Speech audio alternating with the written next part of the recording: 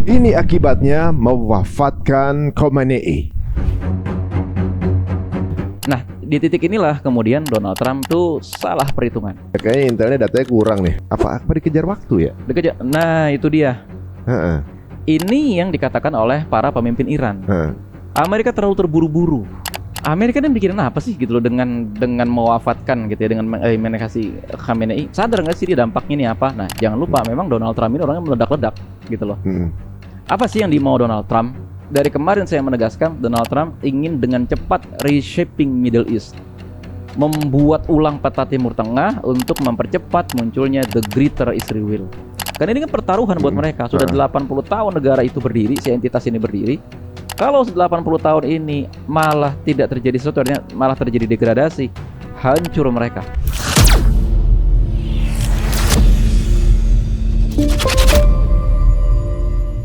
Apakah ini langkah baik atau ini langkah yang salah dijalankan oleh Amerika dan Israel? Oke.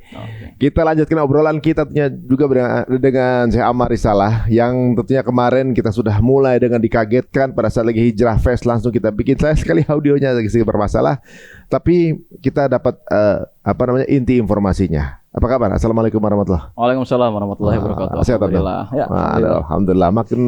Makin kita pantau perkembangan banyak juga yang terjadi ya dalam waktu itu. Karena hitungannya jam ya maksudnya. Ada aja yang terjadi gitu ya. Nah, banyak memang pertanyaan.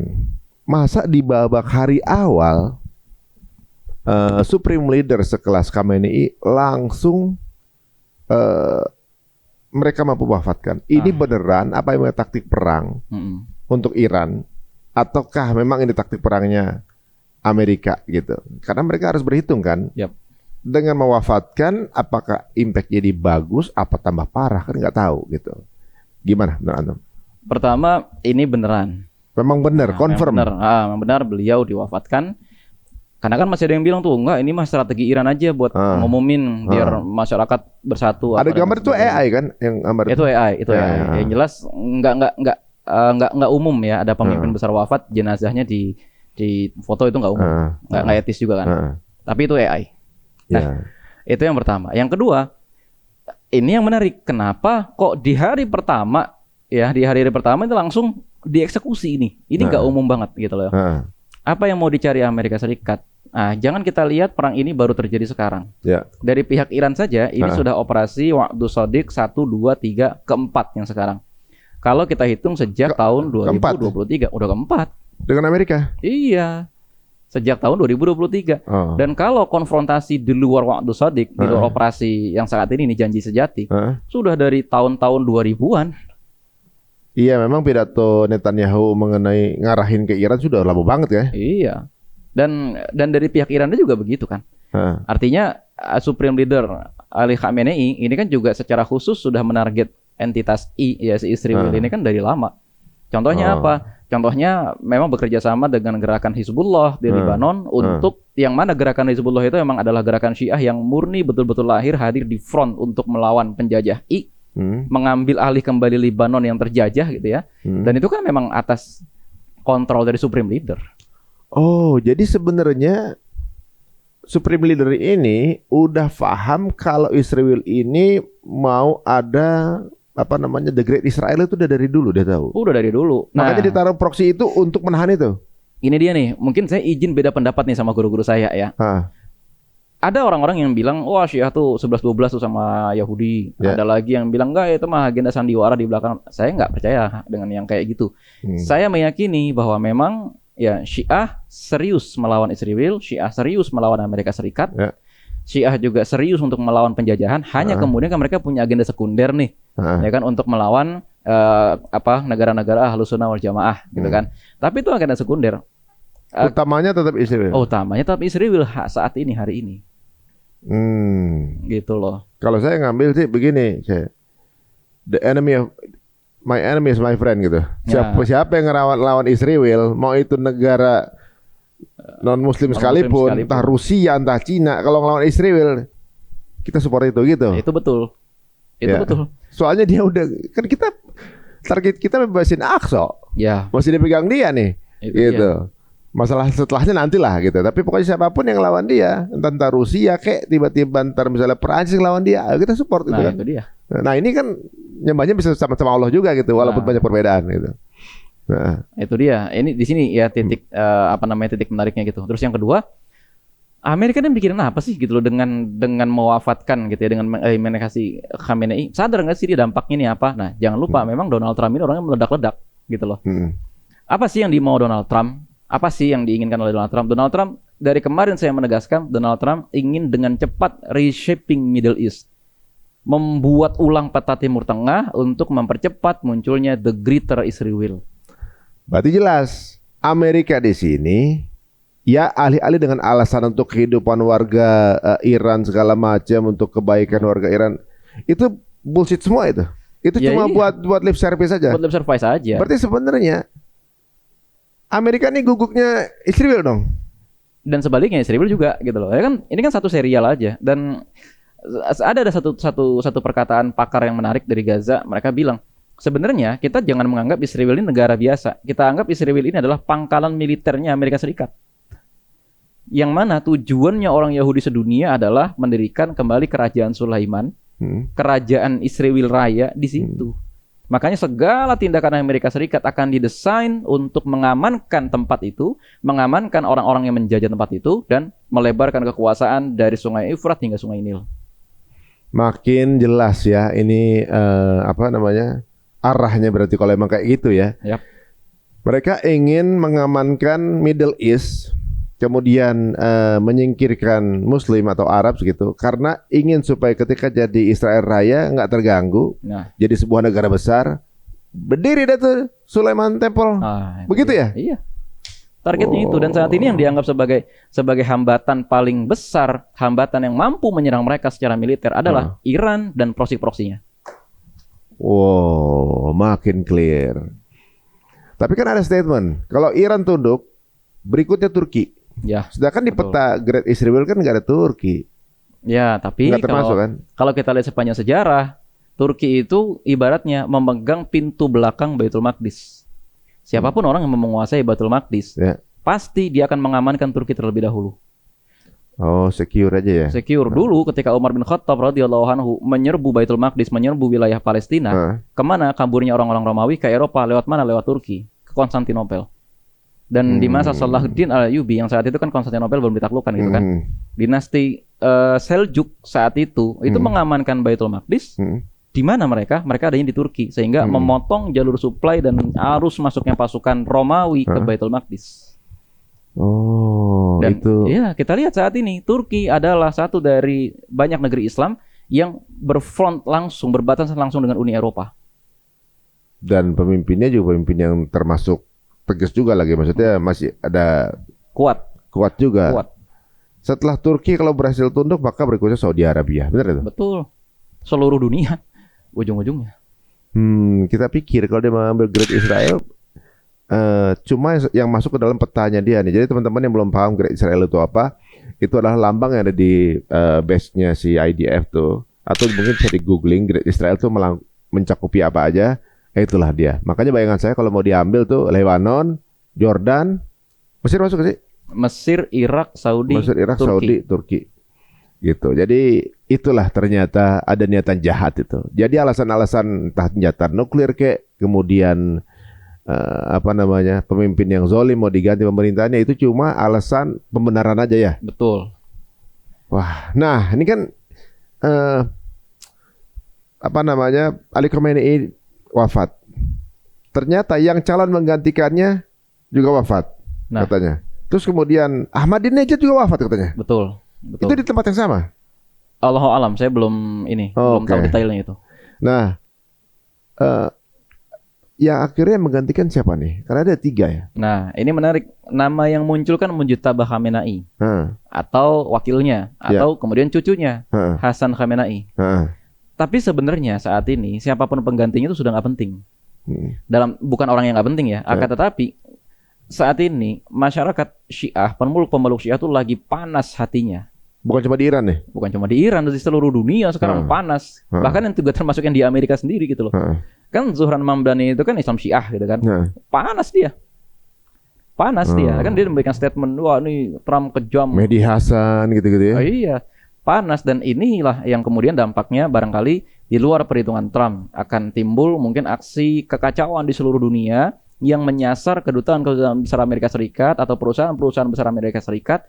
Boykot akan lebih kuat, dan bahkan bukan cuma boykot tapi memang aksi vandalisme bersenjata kepada titik-titik strong point Amerika Serikat yang bukan dilakukan oleh tindakan organisasi, tapi dilakukan oleh tindakan terpisah-pisah akibat kecintaan mereka kepada Khamenei dan giroh atau semangat mereka ketika dipancing Khamenei dibunuh. Wah, ini kesulitannya bagi mereka karena misalnya gerakannya itu terpisah, berarti kan tanpa organisasi. Betul. Kalau organisasi kan dipentung palanya aja kan gitu kan. Ini terpisah, bingung dia. Bingung, itu dia. Lone wolf lah, ini lone wolf. Lone wolf semua nih. Akan banyak nanti. Wow. Ini di luar prediksi ini. Dan banyak sekarang warga Amerika sendiri yang bikin konten kalau Trump ini memalukan negaranya. Iya, betul. Saya sebagai warga Amerika malu dengan apa yang dilakukan oleh Trump gitu. Memulai sebuah perang yang bukan untuk negaranya dan menyakiti banyak pihak yang bukan. Jadi saya gini, kalau dalam history negara saya lah pihak yang jahat, begitu mereka. Iya, betul. Betul, orang Amerika sendiri sudah sadar gitu loh. Apalagi di tengah pajak semakin tinggi, ada polisi ICE itu di Amerika segala. Wah, itu ibaratnya rakyat Amerika lagi benci-bencinya itu sama pemerintahnya sendiri. Lagi dalam kondisi kayak gitu, bencana juga banyak. Kemarin musim dingin kan dahsyat itu kan. Ada kebakaran di mana duitnya malah dipakai buat kepentingan si entitas I ini. Bukannya buat memakmurkan masyarakat. Gelandangan juga banyak di sana itu. Anda dengar itu ada apa namanya? Iran itu memang sudah didesain kalau sesuatu terjadi dengan supreme leader, itu sistem pemerintahan tetap bisa berjalan. Betul. Maksudnya kayak designated leadernya itu langsung udah tertunjuk, next kalau ini meninggal ini langsung ini gitu-gitu. Betul. Sistem itu berjalan. Jadi mereka mungkin agak sedikit geternya itu sebentar langsung ada yang ganti gitu. Ya, itu dia. Dan memang kalau dianalogikan gitu ya, ini seperti perang Mu'tah gitu. Artinya Nabi bilang kalau Zaid bin Haritsah itu syahid, maka digantikan oleh Ja'far. Kalau Ja'far juga syahid, digantikan oleh Abdullah bin Rawahah radhiyallahu anhum. Tapi kan dalam hal ini makanya Amerika juga sadar Iran akan memakai strategi ini. Makanya dari jajaran sampai yang bawah-bawah itu semua. Terutama sebenarnya supreme leader itu kan gini. Iran itu kan punya dua lapis kepemimpinan. Kepemimpinan pertama adalah pemimpinan spiritual, yaitu wilayatul faqih, imamahnya lah gitu ya. Yang kedua kepemimpinan militer. Kepemimpinan militer adanya di IRGC. Nah, yang imamah ini 1-2 tokoh saja cukup sebetulnya. Tapi tangannya nih yang penting-penting, dilumpuhin dulu. Tangannya di mana? IRGC. Makanya komandan IRGC atau Garda Revolusi Iran itu dibunuh sampai level yang paling bawah. Dan tujuan ini lagi-lagi tujuan strategisnya Amerika Serikat jangka pendeknya adalah melumpuhkan kemampuan persenjataan Iran. Makanya kalau kita lihat tembak-tembakannya Amerika ke seluruh provinsi Iran itu tidak acak. Dia tidak menyasar objek pemerintahan saja, tapi yang disasar adalah palet-palet dari senjata anti serangan udara dan juga alat peluncur roket. Itu yang disasar. Jadi kalau nggak salah petinya 400 orang meninggal ya? Dan akan terus bertambah. Wow. Jadi yang ganti sekarang sudah mulai bertugas atau?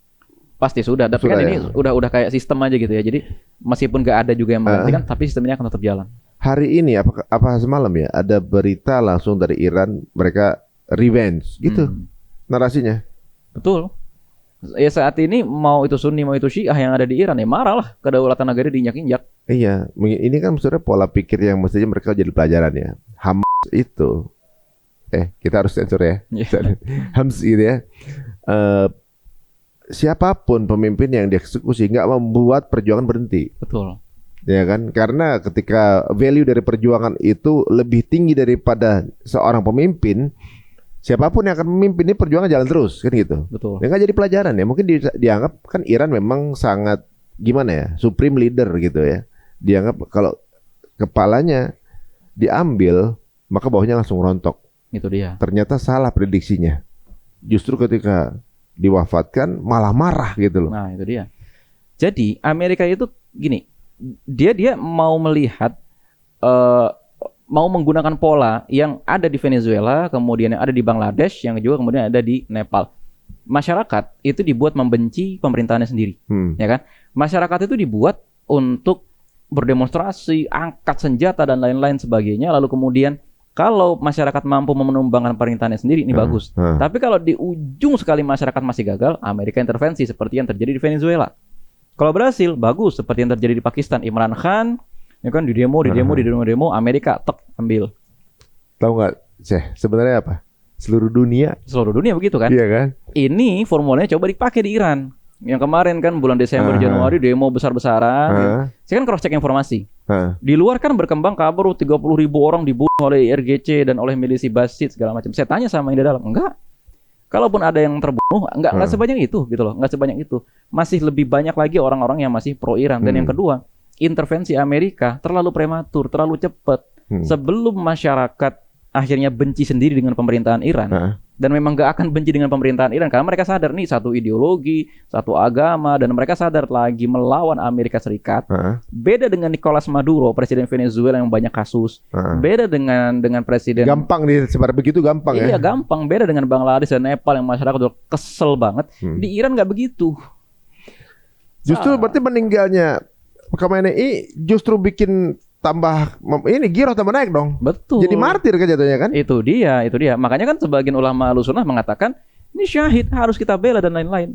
Ini yang tidak diperhitungkan oleh Amerika Serikat. Gitu loh. Nah, makanya Amerika Serikat terus nambahin eskalasi dengan cara apa? Membiarkan Iran menyerang negara-negara Teluk.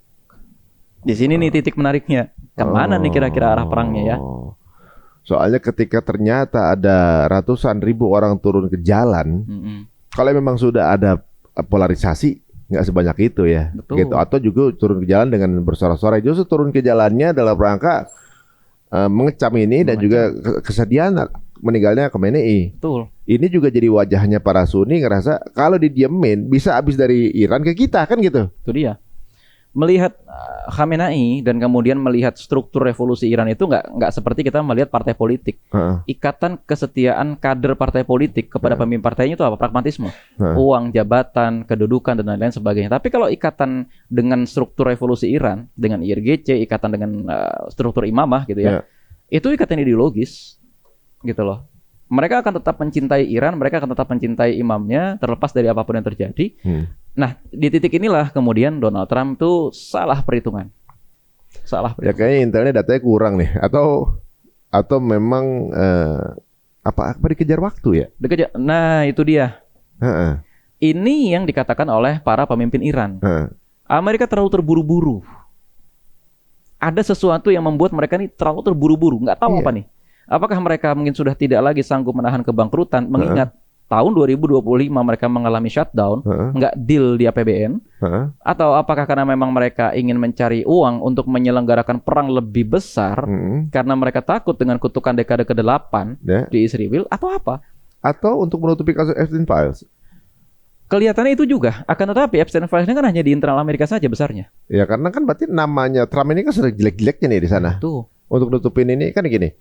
Ketika di internal dalam negeri itu lagi jelek, dengan membuat perang, satu isunya ketutupan, dua ada alasan urgency. Kan Netanyahu misalnya dituntut korupsi nih. Betul. Di negaranya. Dia bikin perang sampai sekarang nggak dilanjutin nih. Iya, emang itu tujuannya. Itu tujuannya. Gara-gara ada perang. Mungkin apa itu ya? Ini kan yang ngajak eskalasi perang mulu sih nih. Netanyahu kan? Iya. Nah itu dia. Dan saat ini baik Trump maupun Netanyahu kan juga punya ambisi. Mudah-mudahan di zaman saya gitu loh kata mereka ini kan. Di zaman saya ini terbentuklah nih the Greater Israel. Karena kan target mereka adalah mewariskan the Greater Israel ini kepada generasi selanjutnya tepat di dekade ke-8. Karena ini kan pertaruhan buat mereka. Sudah 80 tahun negara itu berdiri, si entitas ini berdiri. Kalau 80 tahun ini malah tidak terjadi sesuatu, malah terjadi degradasi, hancur mereka. Mereka tidak punya pilihan selain lepas landas. Caranya dipaksakan dengan mengadakan perang untuk menstabilkan the Greater Israel di seluruh wilayah bumi Syam, Mesir, dan Arab Saudi. Dan nggak semurah itu juga lagi. Nah, pemimpin-pemimpin Arab sadar. Makanya kan kemarin mantan Perdana Menteri Qatar, Sheikh Hamad bin Jassim itu bilang, ini bukan perang kita. Ini adalah perangnya Amerika, Israel dengan Iran.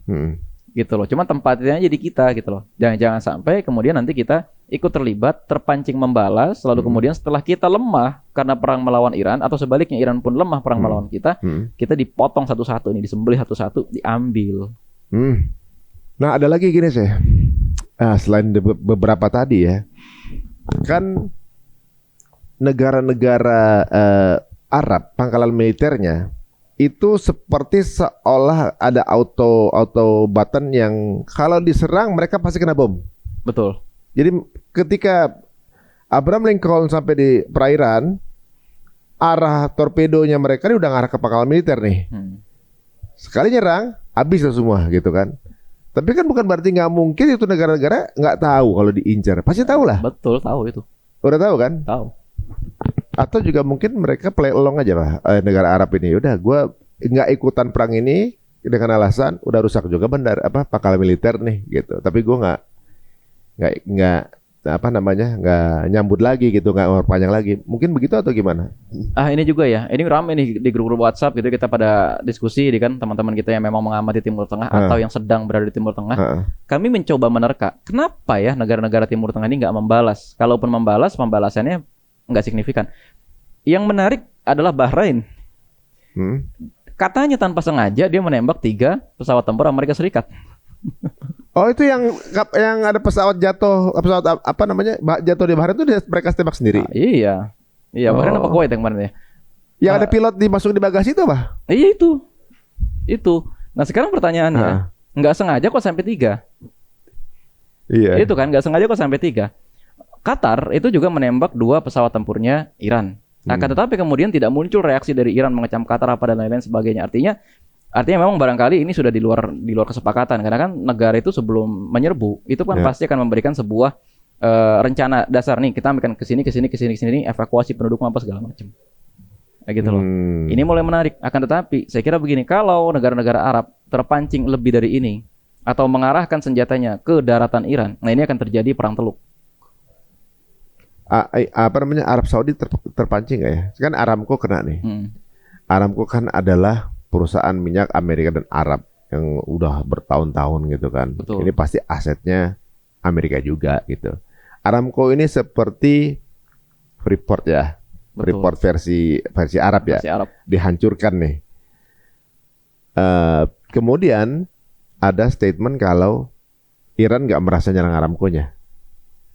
Malah ada, ini kalau nggak salah saya baca di berita, bisa jadi inilah drone-nya Israel sendiri untuk memancing perang antara Saudi dengan Iran. Betul. Dan nggak lama setelah itu kan Iran klarifikasi ya. Wakil Menteri Pertahanan Iran klarifikasi kepada Arab Saudi, itu bukan kami. Iran memang menyerang Arab Saudi, akan tetapi yang diserang pangkalan militer Amerikanya, bukan Aramco. Yang diserang memang pangkalan militer kan? Iya, bukan Aramco-nya. Meskipun juga fakta bahwa Iran itu menyerang Ras Laffan. Ras Laffan itu ladang gasnya Qatar, itu diserang sama Iran. Kan sampai saat ini kondisi yang terjadi adalah Aramco stop produksi, kemudian Ras Laffan Qatarnya juga stop produksi, dan harga gas itu naik sampai 50% di Eropa. Bentar lagi nih. Bentar lagi. Dan di saat yang sama ada berita bahwa Arab Saudi dan Qatar itu menangkap agen Mossad. Dia yang nangkap. Ini berarti eskalasinya mulai menarik. Memang beneran ada. Mulai menarik. Dan kalau kita perhatikan kenapa di Uni Emirat Arab ya, di Dubai, di Abu Dhabi, di Qatar, di Doha gitu ya, di Manama, kok Qatar Iran itu menyerang objek-objek sipil ya, kayak hotel-hotel apa segala macam. Bandara. Hotel terutama. Hotel. Kalau bandara masih wajar. Kalau hotel. Nah ternyata saat itu petinggi-petingginya Amerika itu pada kabur ke hotel tersebut. Gue kayak di Palm Jumeirah gitu. Iya, di Palm Jumeirah, terus kemudian di hotel Burj Al Arab. Burj Al Arab dan banyak sekali hotel-hotel yang lain. Itu kan diserang tuh, dihabisin, termasuk juga apartemen-apartemen, karena di sanalah petinggi-petinggi tentara Amerika bersembunyi. Saya dengar juga Palm Jumeirah juga investasinya Trump juga tuh. Betul. Jadi memang berarti mereka on target sebenarnya. On target. Memang paling kena banyak memang Emirates ya. Memang Emirates ini agak unik ya di antara bangsa Arab ini, kayak kakak adik sama Israel sih ya. Di Epstein Files pengusaha Emirates yang bawain kiswah itu dia kan? Iya, dia. Dia juga. Di Yaman dia juga yang main. Dia juga. Di Sudan dia juga yang main. Dia juga berada di belakang ya Sudan ya, Yaman, sampai dia juga ribut juga sama Saudi. Betul. Emang agak-agak unik nih. Karena saya rasa gini, bisa jadi, saya takut ini cuma berasumsi aja. Tapi kalau kita lihat ya, dia merasa aman karena dekat dengan Amerika dan dekat dengan Israel. Nah, mungkin itu kali. Ini dia. apa sih yang dicari Iran ketika menyerang Dubai, menyerang Doha? Iran itu sebenarnya mau ngasih pelajaran gitu loh buat Uni Emirat Arab dan Qatar, khususnya Uni Emirat Arab. Mereka tuh kan merasa aman karena berkoalisi dengan Amerika Serikat, bikin pangkalan militer di Sharjah, terus kemudian di Qatar tuh bikin pangkalan militer di Al Udeid. Dan Uni Emirat Arab, ya Doha, Abu Dhabi, dan kemudian Dubai, ya di Uni Emirat Arab, Doha, dan Qatar, itu kan klaimnya itu kan sebagai kota teraman di dunia. Yes. Ini adalah kota di mana orang Eropa tuh pada ke Emirat. Pada ke Emirat. Karena berasa seperti New York Arab gitu ya kan. Iya. Orang-orang yang Islamofobia segala macam, benci dengan Arab, tapi liburan tetap ke sana. Makan itu di situ, makan makanan Arab, hidup seperti situ, tapi kerjanya kalau di negara politiknya dia anti Islam gitu. Iya. Tetap aja liburannya ke Arab, ke Emirat gitu. Emirat tempat perginya orang-orang yang mau luxury living seperti ada di New York gitu, versi Arab itu ada ke sana semua ngumpulnya tuh. Nah, ini bisa dibilang mungkin sebuah pembelajaran karena kan kalau dilihat ya mereka itu hidup dari pencitraan. Betul. Jet set segala macam gitu kan, tempat wisata. Nah, mereka tuh kalau dicolek ini kan asetnya dia nih. Iya. Terus dihancurin lagi. Selesai udah. Dan per 2024-2025 Uni Emirat Arab itu sudah berusaha untuk mengurangi pendapatan dari minyak karena kan tren dunia kan. Meningkatkan pendapatan dari pariwisata ini udah 12%. Pariwisata itu kan dua jalan ya kan. Satu, keamanan tujuan. Ya. Yang kedua, kemudahan transportasi. Dua itu diambil sama Iran. Nggak tutup bandara lu. Terus yang kedua, daerah lu nggak aman, gue serang. Ini ngasih pelajaran buat Uni Emirat Arab. Kenapa? Ganggu agenda Iran di Yaman dengan STC. Ganggu juga agenda Iran di tempat-tempat lain, termasuk juga buat Sudan gitu kan. Termasuk juga buat bukan milisi ya, pasukan-pasukan tentara bayaran WA itu kan berhadapan langsung sama gerakan Ansarullah Yaman itu. Nah, udah gitu Emirat juga support Israel juga ke Palestina ya? Banget. Dia juga memberikan bensin juga ke Israel. Nah, itu dia. Untuk ada juga nih, saya lihat di sosmed ada orang Indonesia yang terdampar di bandara Emirat itu. Dia terdampar, memang dikasih pelayanan penggantian segala macam gitu. Cuma kan kalau kita pikir kalau nggak ada bandara, dia mau pulang lewat mana? Nah, itu. Emirat loh ini yang aman gitu ya. Wah, ini pembelajaran guys. Selama ini berada di keteknya Amerika sama Israel, merasa nggak ada nggak bakal ada ancaman gitu. Tapi justru berada di keteknya orang jahat itu paling rentan sih sebenarnya. Betul, karena musuhnya banyak. Musuhnya banyak gitu. Walaupun dia sebenarnya punya Iron Dome ya ternyata ya. Iya. Punya Iron Dome aja segitu hancurnya gitu. Nah, mengenai Tel Aviv sendiri atau Israel sendiri, hancur gak dia?